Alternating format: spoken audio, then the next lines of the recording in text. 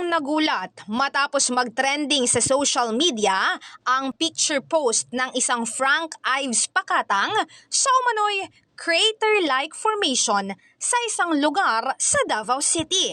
Ayon pa sa post ni Frank, na-curious na umano siya dahil ito ang parati niyang napapansin tuwing umuuwi sa Davao City at kitang-kita ito lalo na kapag sakay sa eroplano.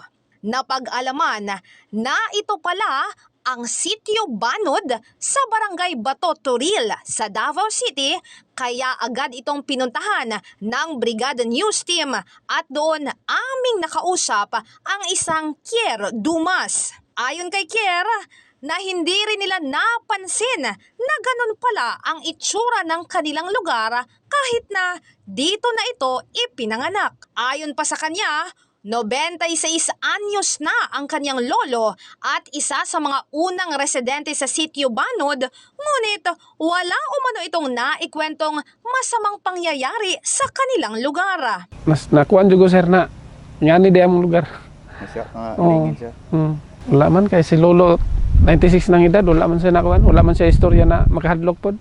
Mapapansin na marami nang nakatanim sa gitna ng bilog at may sakahan na, mango plantation at restaurant na dinadayo ng mga tao at masukal na rin ang nakapalibot na gubat.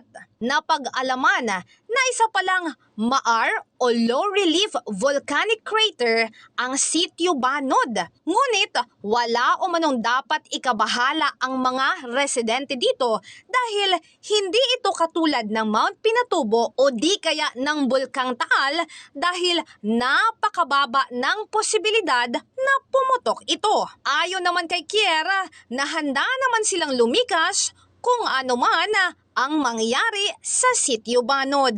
Kung unsay kuan sa kadaghanan sir, layas basta delikado, ug dili delikado.